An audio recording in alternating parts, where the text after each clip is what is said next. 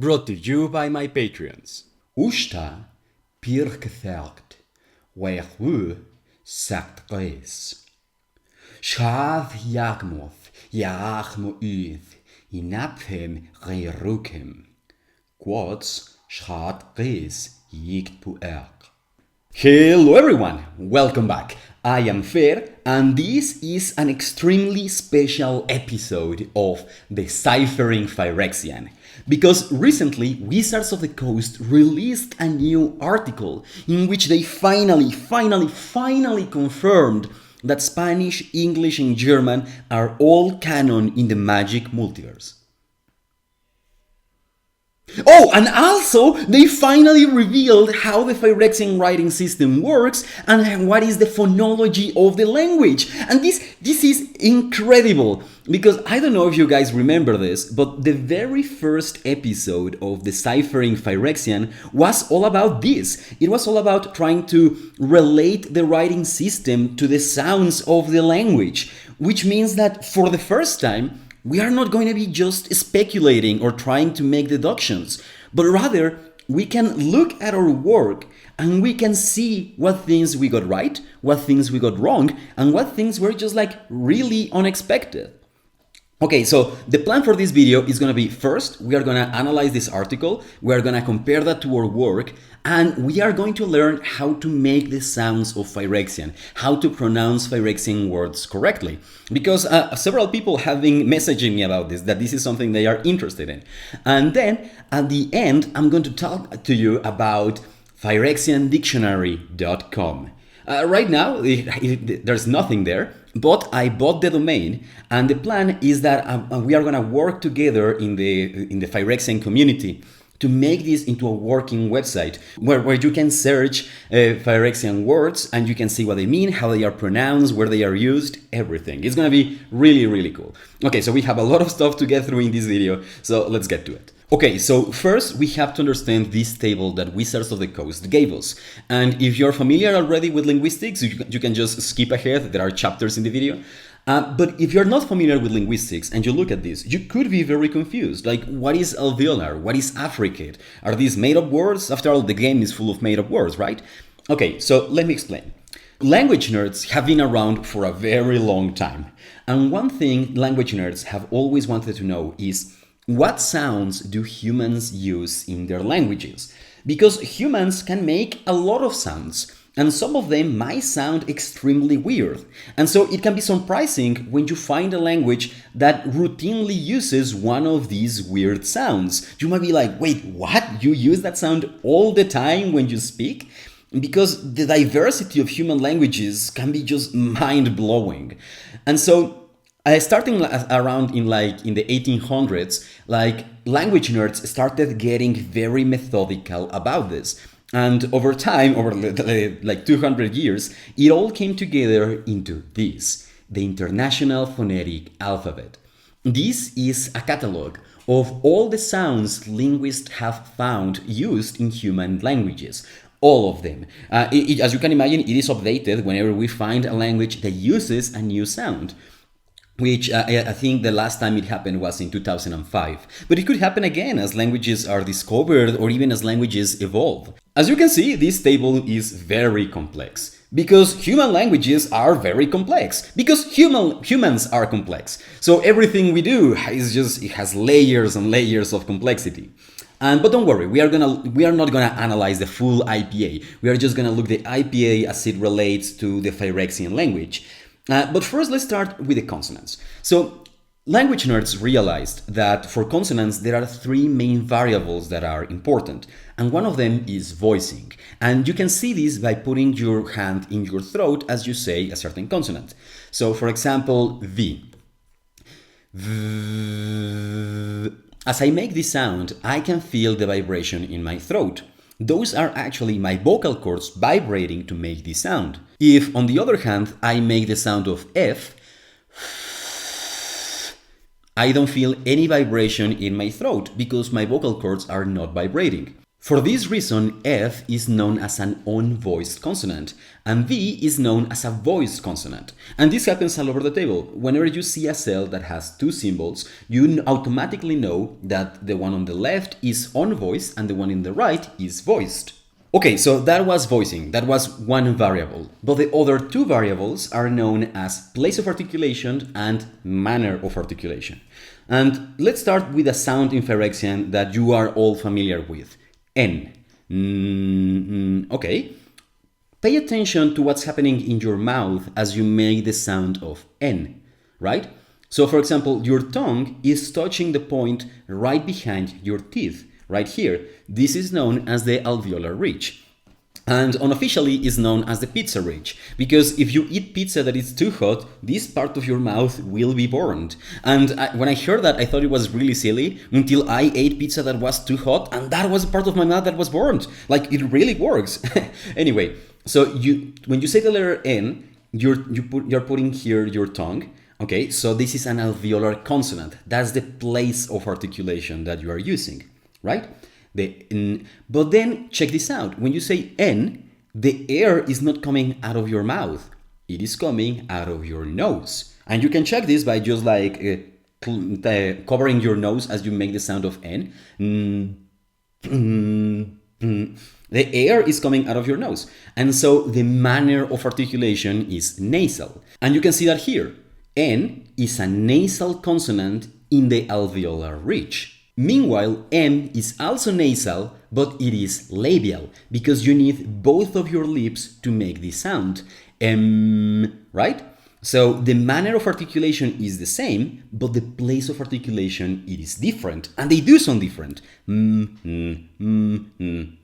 Now, what if you put your tongue here, like all the way back in the roof of your mouth? This is known as the velar ridge. And this is a sound that you use all the time when you speak English. For example, you use it with all the verbs that are in present continuous, all the verbs that end in ing. So for example, if you say starting, you are using that sound. I know that you are writing ng, but no one says starting, right? You don't say n and then g, starting. No, you are making one single sound, starting. That's a velar nasal. And we can go even farther back in the mouth to the uvular ridge. And this is like the part that connects like your nasal cavity with the rest of your throat. And if you only speak English, you might have a really hard time saying uvular consonants. I mean, I had a really hard time because Spanish also doesn't have uvular consonants. But for example, French has them. The famous French sound, the that's actually a uvular fricative. And we're going to get to that right now, actually. So a uvular fricative is like you put your tongue all the way back here in your uvula, and then you rely on the friction of the air. And your vocal cords are vibrating, right? So it's a voice consonant. It is uvular because it has the place of articulation, and it is relying on the friction of the air. And I can also unvoice it, right? Although a more familiar fricatives would be, for example, for English speaker, tha and tha. Tha. That you use them, for example, in words like think, that's the voice one, and there, that's the voice one. Also, for example, if you put your... Well, and these are made with the... Well, here in Wizards are putting them in the alveolar part, although I would classify them as dental, and so does the IPA. Let me show you. So what happens is that Wizards of the Coast is using, here you can see them here, they are dental, but they are right next to the alveolar, so it's a bit of an unorthodox way to classify them, but it's fine. And so, well, also some other fricative sounds that you might be very familiar with are va and fa that we saw when we were talking about voicing. And well, also you can put if you put your tongue here in the velar ridge, these sounds are very common. For example, in my dialect of Spanish, we have ja and ga, ja, ga. Okay, and then also we have here the sibilants, which are like sa, the letter S, and also sha. And look, all of these sounds rely on the friction, right? On the friction between the air and the parts of your mouth. S, f, sh, right? Then we have affricates, and affricates are really funny. Is when you combine a plosive. Actually, well, first let's talk about plosives. So plosives are done when you stop the air from coming out of your mouth. So for example, when you say p, you are stopping the air with your lips. So it is a labial consonant, but the manner of articulation is a stop. And instead of saying stop, they use plosive because of Latin and Greek stuff. It's just a fancy way of saying stop. But the consequence of that is that these consonants last only an instant, right? P, pa, pa, pa. You cannot hold it. You cannot hold your P, P, P. You cannot hold your P. But you can hold your S, for as long as there is air in your lungs. Okay, so those are the plosives, the nasals. Here are the metallic consonants, and we are going to get to them in a bit. I know this is like the elephant in the room, but we are going to get to them. Okay, so now that I have explained plosives, we can go to affricates. Affricates are when you combine plosives and fricatives. So, for example, if you combine ta and sha, you get cha, like in cheese. And if you combine da with ja, you get ja, like in judge or jog or something like that. Then the approximants are when your tongue when your tongue almost touches your mouth, but not quite. So, for example, this sound you use them, for example, in yet or unicorn. Like, check this out. Yet. My tongue was almost touching my mouth, but not yet. Not yet, right? The same, for example, for the W. Well, this one depends a little bit in your dialect of English, and we're going to talk about that in a moment. But most people who speak English would say something like, what? What? And check this out. Your lips are almost touching when you make this sound. What? And you might be thinking like, what? No, they don't. But then check it out. What? What? They almost touch, but they don't. And then we have this thing that is like a velar approximant. And okay, I'm going to be honest here. I practiced saying this sound for this video. I just couldn't get there. It's just extremely hard. No,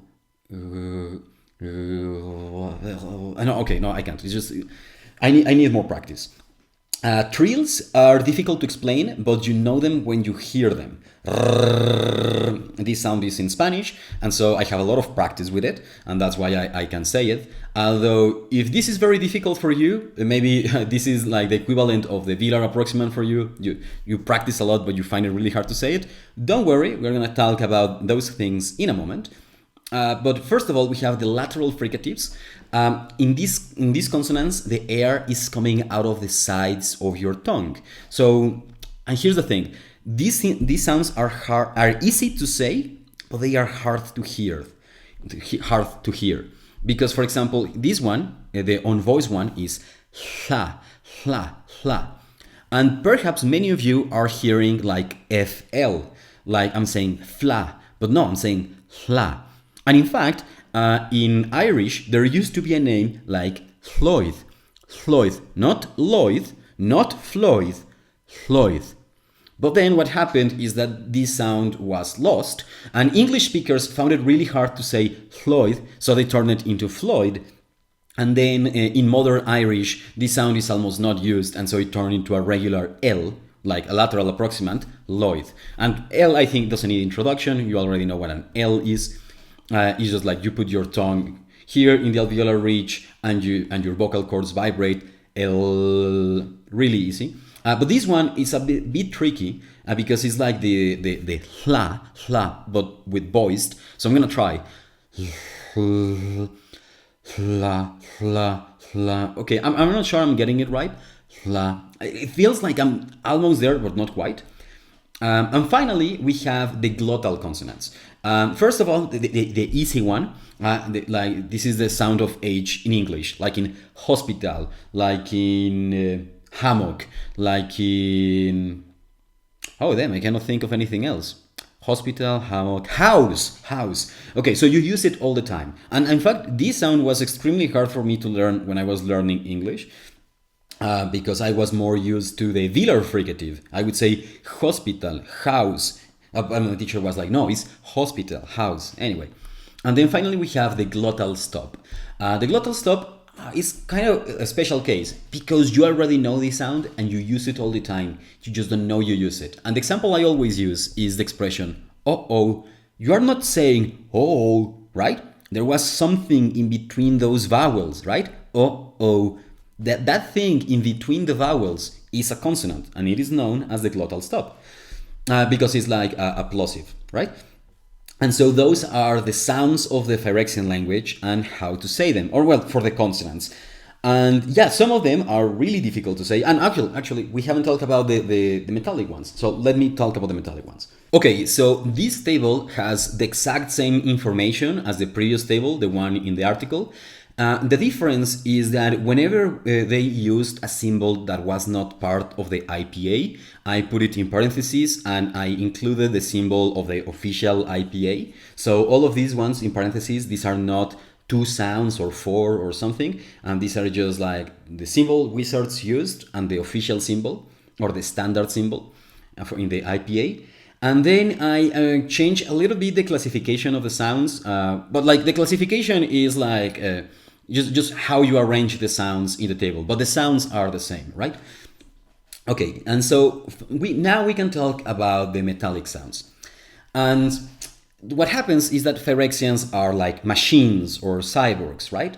And so they have metallic parts in their mouths, which they can use to make metallic sounds, which is cool as fuck in terms of word building. But in terms of if you actually want to speak the language, you would be in trouble. But conveniently, all of these metallic sounds have human equivalents.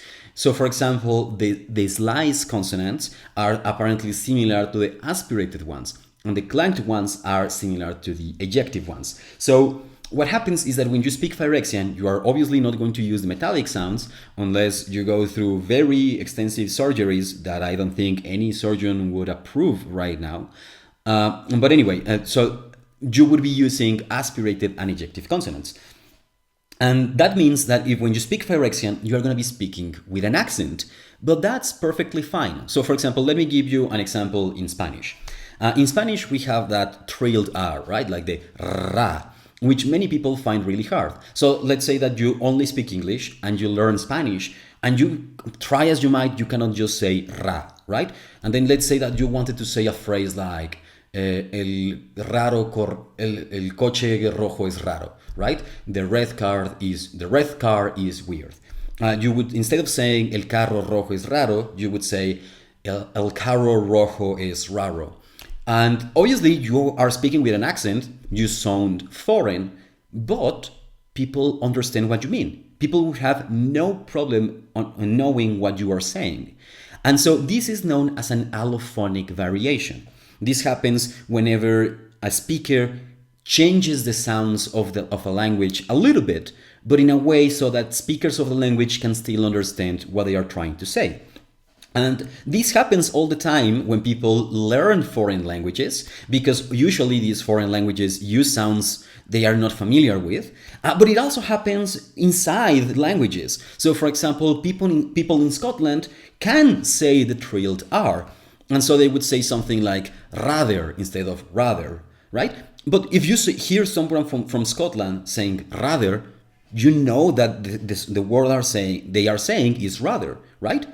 And so allophonic variations can happen inside the same language. And for another example is, for example, people in Australia or people in South Africa, even people in England. The reason all of these different accents exist is because of all of allophonic variations, right? Even if people are using the same language, they are rarely using the exact same sounds. And so it's perfectly fine if we humans use aspirated and ejective consonants instead of sliced and clanked, because accents are just parts of languages, right? No problem. Okay, with all of that explanation about allophonic variation, now let's finally get into how you say aspirated and ejective consonants. Okay, so aspirated consonants are very easy to say. Actually, you already use them in English. But what happens is that English doesn't care about the difference between plain consonants and aspirated consonants. So even though you sometimes use one and you sometimes use the other, the language didn't train you to hear the difference. Someone could be talking with aspirated consonants all the time, and they may sound like they have a weird accent, but you wouldn't notice exactly what's going on.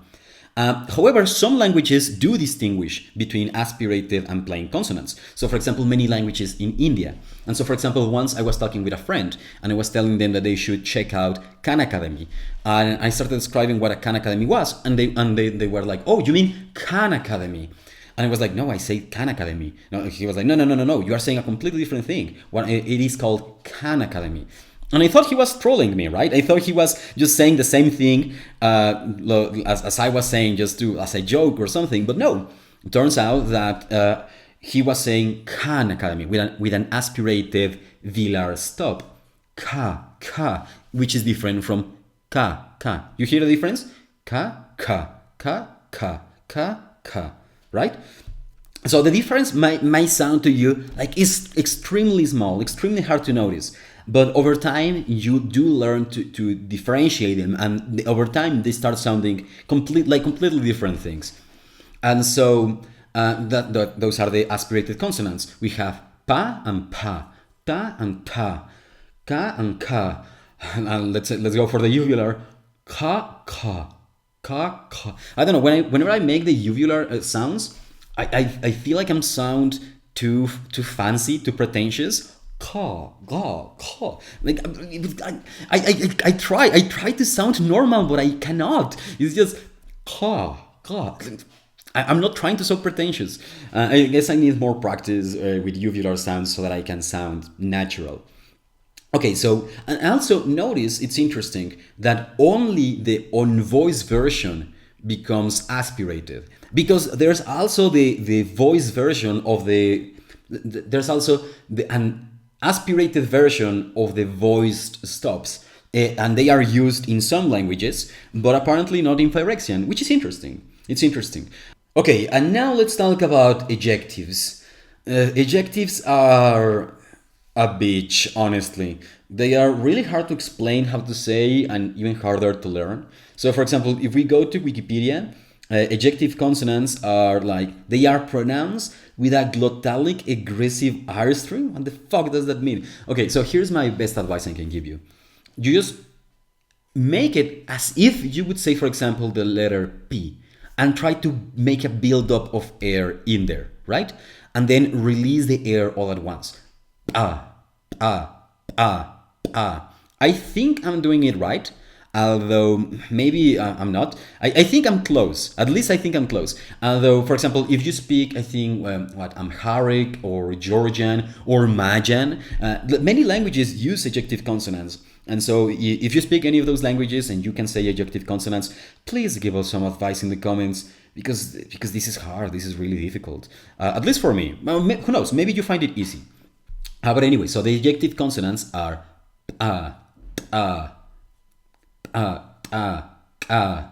and then let's try the uvular ejective. Okay, no, I cannot say the uvular ejective. I really tried. Okay, this is. I guess I need more practice, and that's fine. Or who knows? Maybe I would end up talking Phyrexian by replacing ejective uvulars with a regular uvular, and I would sound weird. But I'm sure anyone who spoke Phyrexian would understand what I mean. So that would be my personal allophonic variation, because I find this sound really hard. Or who knows, maybe eventually I find a trick on how to say it.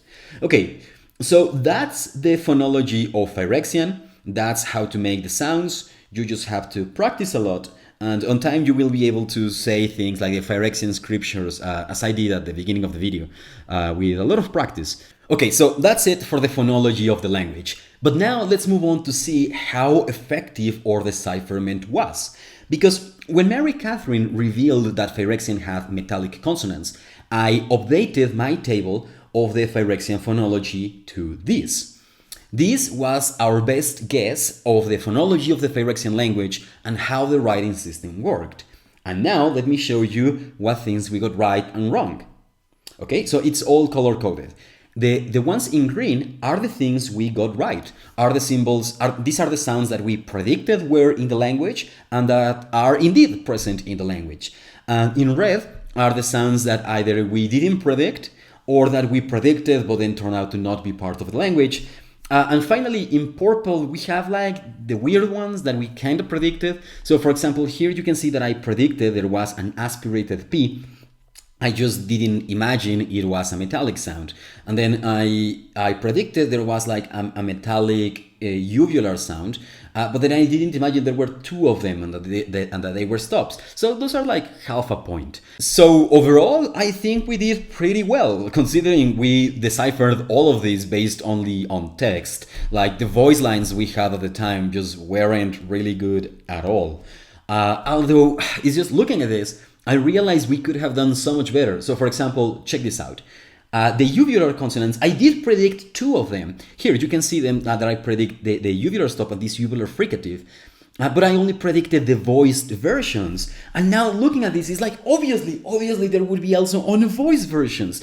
It's like in retrospective, it's so painfully obvious. I don't know how I didn't thought of that at the time.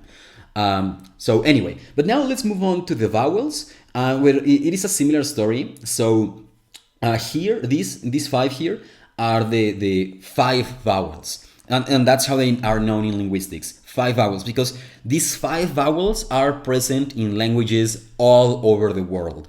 The Romans use them and the Japanese use them independently, right? And so they are very common, and so it's not surprising to find them here in Phyrexian. There's also the schwa. I forgot to color code it green, but here it is. I did predict it, and here is the schwa.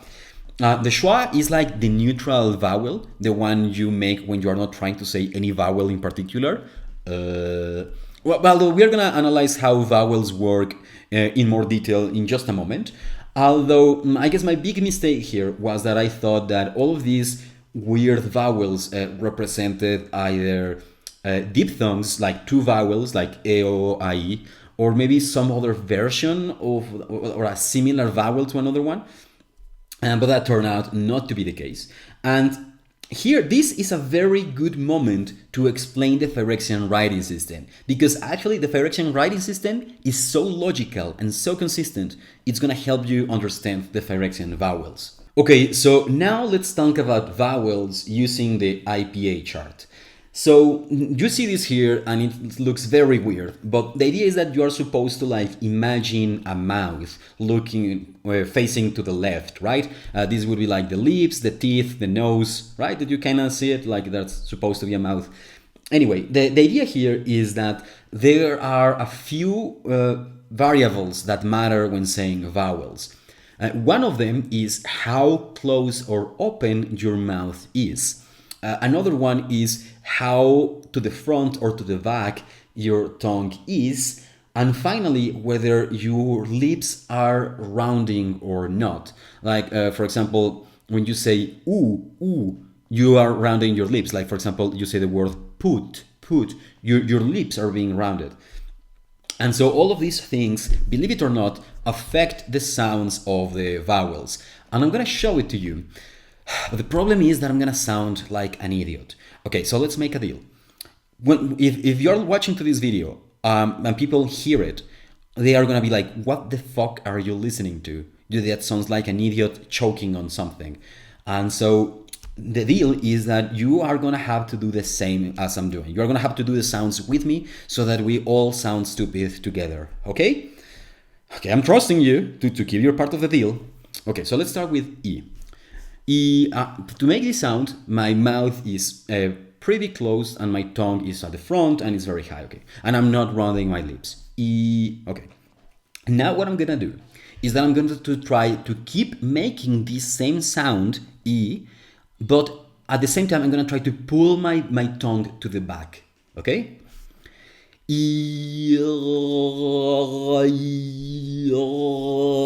Okay, see, I sound like a fucking idiot. But you get the idea. It's impossible to maintain this E sound while also pulling your tongue to the back. It's just impossible. It doesn't work like that. It's weird.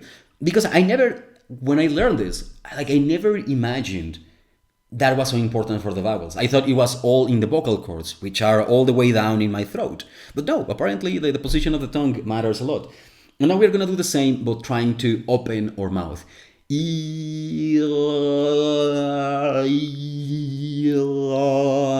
so we all sound stupid. Okay, I sound very stupid, but we all sound stupid together. And again, you can see it is impossible to hold this E sound while also opening your mouth, right? And finally, the same is true for rounding, right? Let's start this time with oo. With oo, you begin rounding your lips. Oo, and now try to unround them. Ooh. Okay, and we can do the same with E. Actually, it's some kind of like an ambulance. Kind of like that. Anyway. Okay, so that's how humans say vowels. But now let's look at the vowels of Phyrexian. So what I did is that in orange, there are all the vowels that Phyrexian uses. And here I also have how Phyrexian writes them. All the vowels in Phyrexian are made with 3 lines, 1 long and 2 short. And then also some of them have hooks and some of them are looking to the left or to the right. We have this one, which is a circle. We'll come back to that in a moment. But all of these things create patterns that are extremely logical and extremely elegant, honestly. So, for example, let's look at E. So, it is a closed vowel, and we can see that the long line is the one on top. And the same is true for all the other vowels that are said when the mouth is almost closed. Look. For the ones that are in the middle line is the long one, and for ones that are when the mouth is open, the long line is the one in the bottom. You see the pattern? It's a very simple and it's very logical. Next, we see that all the front vowels have the lines pointing to the right, while all the back vowels are pointing to the left. This is consistent and logical, but not just that. Check this out. Whenever you remember that I told you that you have to imagine a mouth pointing to the left in this diagram? Well, it turns out that whenever you Google places of articulation, when pretty much all the illustrations you find are facing to the left. Look, left, left, left, left, left, left, left, left, left, left, or right. We found one pointing to the right, but look how many are pointing to the left. There must be some cultural and psychological reason. Another one pointing to the right, but another one pointing to the left. So there must be some kind of psychological reason for this, that when we imagine a default person, they are facing left. But then Phyrexians do the opposite. Apparently their default is looking to the right, which is perfectly fine. I mean, there's no reason to prefer one orientation over the other. And when you consider that, it makes perfect sense that the front vowels are literally pointing to the right and the back vowels are pointing to the left. Finally, for the rounding, we have these tiny hooks. Look, all the rounded versions have the hooks and all the unrounded versions do not have them. This is so beautiful and so logical that, for example, I can take these 2 vowels. Phyrexian doesn't use them, but the writing system is so consistent that I can tell you how they would be written. For example, this is just the rounded version of this other vowel, so it would have a hook. Similarly, this is just the unrounded version of this, so it just wouldn't have a hook.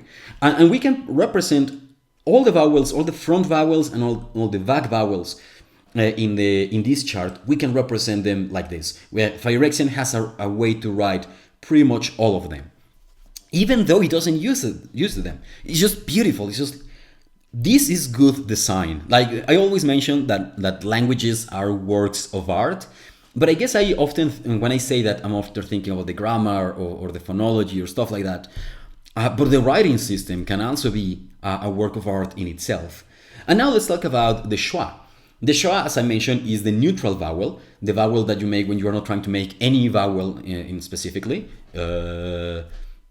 And so it makes perfect sense that it is represented as a circle. It's perfectly balanced, perfectly neutral. And in fact, I think it was on my first video or one of my first videos that this sound has to be a schwa, because I was like, it's a circle, has to be something neutral. The circle psychologically brings relationships of neutrality, right? And so it has to be related to a sound that is also related to neutrality in some psychological way. And so, I don't know, it's just beautiful to see that confirmed. And now, well, so that's how Phyrexian writes vowels. And actually, well, let me try to pronounce all the vowels for you. Oh, also, Phyrexian uses long and short versions of the vowels. This is very common in many languages. In fact, English kind of does it sometimes. For example, the difference between a kiss, between like when you kiss a person, and keys, the ones you use to like open doors. Kind like the difference there is kind of like the length of the vowel.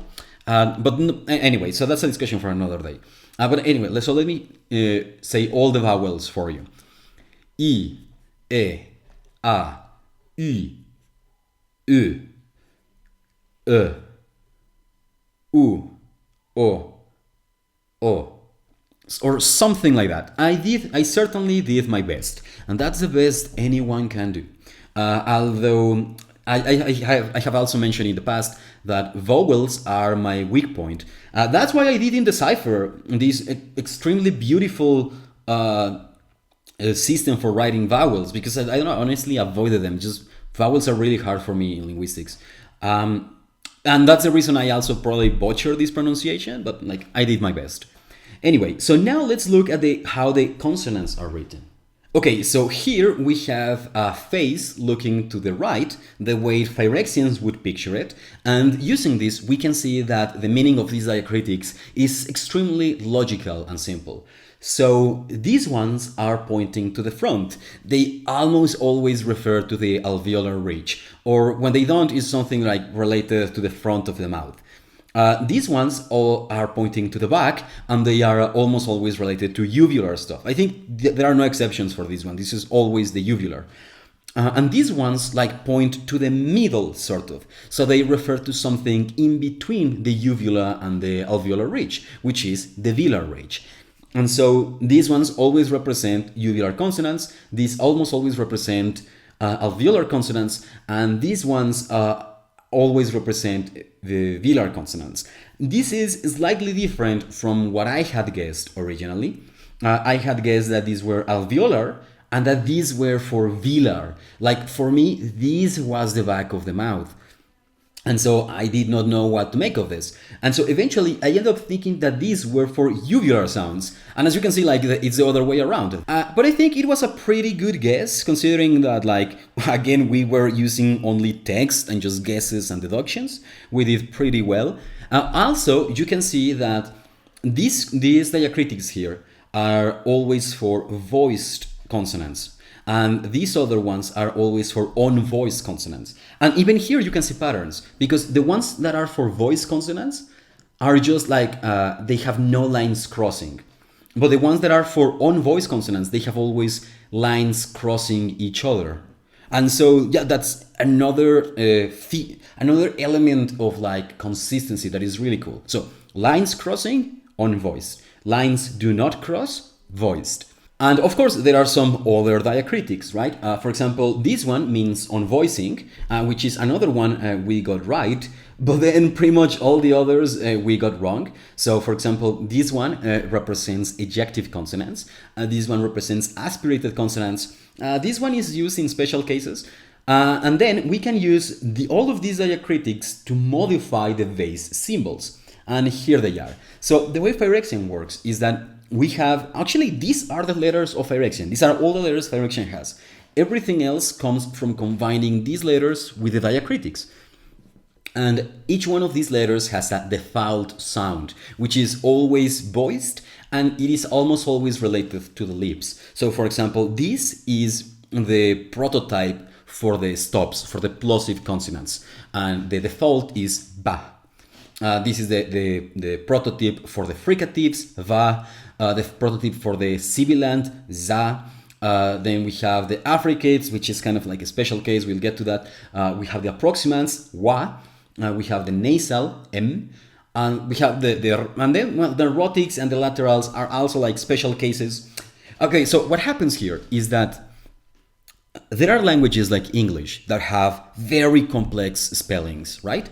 Like when you look at the spelling of English, you are like, oh, humans definitely came up with that. It's way too complex. Same for Chinese or Japanese or French, languages with really complex writing systems. But then there are also times when humans have said like, no, let's do something simple, right? And then you get things like Hangul in Korean, or also the writing systems of Spanish, Italian, German. All these writing systems that are very logical, very consistent. But even those have exceptions here and there. And even those have some things that break the patterns. And so this makes the Phyrexian language look very natural, actually. The fact that it has a lot of very logical things, but then there are some things that just break the patterns or seem to go against the logic of the language. That makes it look real. That's something that would happen in real life. So we can see, for example, that all the nasal sounds use the vase for the nasals, the M, and then it is modified with diacritics. This is perfectly consistent, no exceptions here. Then we have all the stops. You can see always a diagonal line in the same direction, modified by the diacritics in some consistent way. Then we have the same for the fricatives. All of them have the diagonal in the same direction, modified by the diacritics, again in consistent ways. We have all the sibilants. And here it's funny because I think that this consonant doesn't really need a diacritic. I think that following the logic of the language, this sound should already have these sounds. This one without the diacritic should already be za. But anyway, it's fine. And then we have the affricates, which are kind of weird. The unvoiced one, cha, does have the unvoiced diacritic, but then this one, ja, has this diacritic that we don't see. I think, is there? No, we see it in one more letter. So it's weird. I don't know what was. Anyway, but that's fine. That's fine. I don't see the logic here, but that's kind of the point, right? That's kind of the point that the writing systems have inconsistencies here and there. Then here we have the approximants, which again are perfectly logical and consistent with the diacritics. We have here ra, which is like a special case by itself. Then we have the lateral approximants. And there you can see some consistencies here. They have this diacritic. Two of them have this diacritic, but one doesn't. Two of them have this triangle pointing to the left, but one doesn't.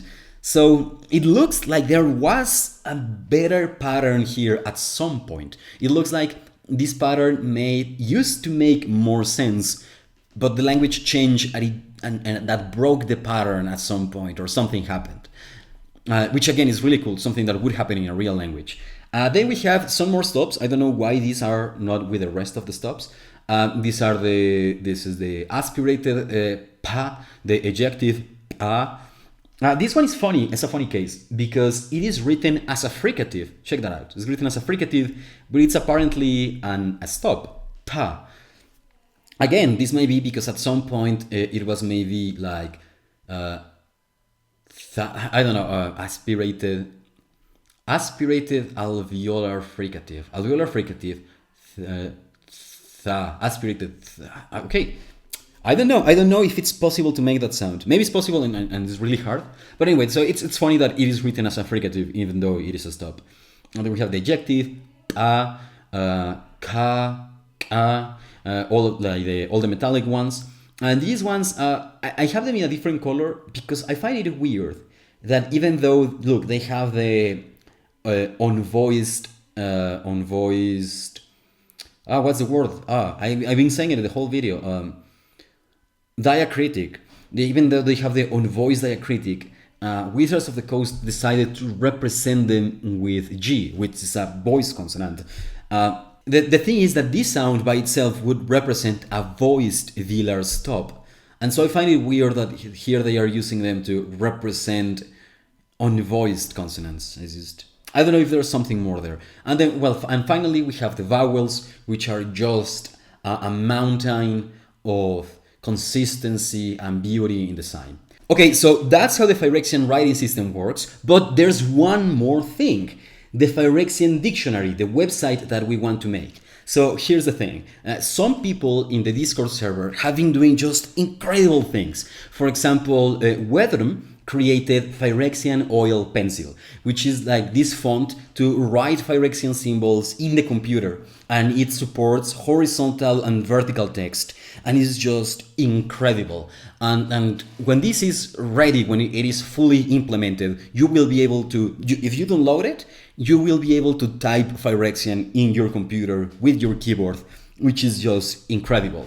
And then we have Osmago, who created this search engine for Phyrexian words. This is really useful because, like, let's say that someone was doing something really weird, like a video deciphering something in Phyrexian, and instead of flipping through their dictionary for 10 minutes, or like going through an online dictionary, just trying to find the coincidences in the words, you can just click here on the symbols of the letters, and then search, and it will show you all the words that contain those symbols in that order, which is just incredible. This is a great tool, will be very useful. And so my plan is that I want to combine both of these tools and develop them more and put them into a website. Again, I already bought phyrexiandictionary.com. If you try to go to that website, nothing happens. We don't have anything there yet. But the idea is to combine these projects, put them into that website so that anyone can go there and search for Phyrexian words, and you will be able to see how to pronounce them, in what instances they are used.